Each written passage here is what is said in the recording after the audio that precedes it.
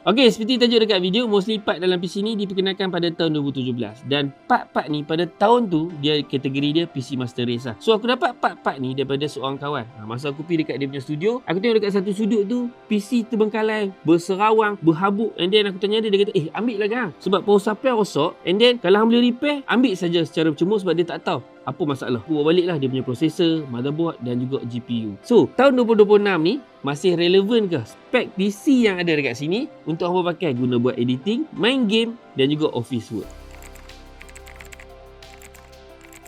So PC aku yang sebelum ni dia rosak. Spek PC yang sebelum ni adalah Intel i7 7700K. Memang prosesor Intel ni memang super. Sampai low pun dia masih relevan, masih boleh pakai, masih performing well. Tapi problem dia dekat motherboard. So motherboard aku masa tu adalah ROG Strix Z270H dan dekat slot RAM keempat-empat slot tu tak boleh detect RAM. Jadi aku cari solution untuk beli yang baru ataupun yang refurbished tapi mahal.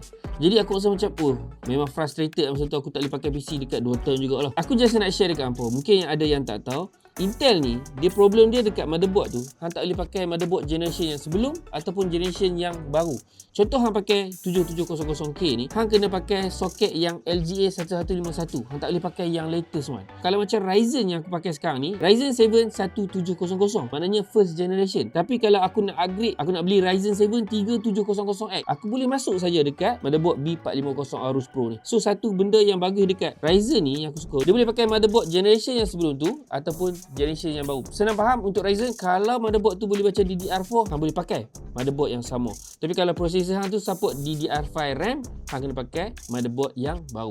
Simple, mudah saja nak faham. So PC ni bila aku bawa balik, aku cuci, aku refurbish dan sebagainya. Satu problem just aku nak remind dekat hampa juga, kalau kata hampa dapat kawan-kawan ataupun hampa belilah dekat marketplace dan sebagainya, hampa dapat harga yang murah, yang jackpot, aku rasa kalau hampa pandai adjust, orang bagi free lah sebab dia memang spek zaman batu lah senang kata. So PC ni sebab dia dah lama sangat, dia dah outdated, dia akan ada masalah BIOS. So bila hampa boot, hampa punya NVMe ataupun M.2, dia akan ada problem tak detect RAM lah, tak detect SSD dan sebagainya. Hampa just boot sampai boleh masuk dekat hampa punya desktop and then terus update BIOS. So BIOS ni pula dia akan ada problem, dia tak detect BIOS yang paling latest. So dia ada cara, jangan risau, benda tu masih boleh diselesaikan, cuma dia perlu mengambil masa, mungkin sehari atau 2. Macam aku ambil masa dekat 2 hari baru selesai, alhamdulillah. Tapi sebelum tu memang frustrated, aku faham. Tapi just nak ingatkan dekat hampa, jangan pening kepala, benda tu boleh settle. Jadi conclusionnya, PC yang ada dekat belakang aku ni spek tahun 2017, Ryzen 1700, and then motherboard B450 Aorus Pro,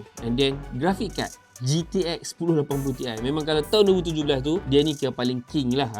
1080 Ti tu kira paling maksimum lah. Dah tak ada dah atas dia. Tapi kalau hang nak beli tahun 2026 ni, aku rasa orang bagi free saja. Sebab banyak benda-benda yang tak support. Contoh hang nak guna untuk buat AI, hang nak guna Nvidia Experience, dia dah tak support. Tapi untuk orang macam aku yang guna untuk main leisure game, contoh macam PUBG boleh main, FPS maintain sampai 70, and then guna untuk buat kerja-kerja office, dan kemudian aku boleh guna untuk editing 4K video. Tapi aku bagi tahu lah, dia tak ada lah performing sampai hambuh 4K video tu, hang tekan play, dia terus play. Dia akan ada stuttering, dia akan ada rendering. So kalau hang nak mudah, hang boleh guna proxy. Tapi kalau hang editing video 1080, aku bagi tahu kat hang, dia boleh buat kerja tu dengan cepat. So kalau hang nak edit video yang cantik, nak guna 4K, hang kena buat proxy lah. Dan PC ni juga aku boleh run TikTok Live Studio. Kalau hampa orang yang selalu live guna PC ataupun laptop, hampa mesti tahu requirement untuk run TikTok Live Studio punya software ni, dia perlukan spek PC yang tinggi. Sekurang-kurangnya Intel i7 9 generation ataupun Ryzen 5 dan sebagainya. Bawah dia tu dia akan lag. Tapi alhamdulillah PC aku masih boleh support dan boleh performing well. Maknanya bila dah run live tu, aku masih boleh add camera, boleh masih add text, add image, add video dan sebagainya. Maknanya boleh perform dengan baik. So kalau hampa dalam keadaan yang berjimat cemat ataupun tight budget lah senang kata, memang kalau kawan-kawan kata tambah sikit, tak boleh, memang tak ada banyak ni saja. PC spek ni hampa masih boleh pakai untuk buat editing, main game dan juga buat office work. So hampa pergi carilah dekat marketplace ke, contact kawan-kawan yang mungkin macam aku, kawan-kawan yang dah tak guna, tok saja kat tepi tu sampai berserawang, hampa minta dekat depa, and then hampa just service dan hampa dah dapat sebuah PC yang boleh selesaikan masalah hampa, boleh bantu hampa buat kerja. Kalau hampa suka konten macam ni, jangan lupa untuk komen dekat bawah dan support aku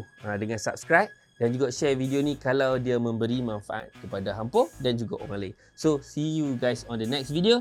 Ciao.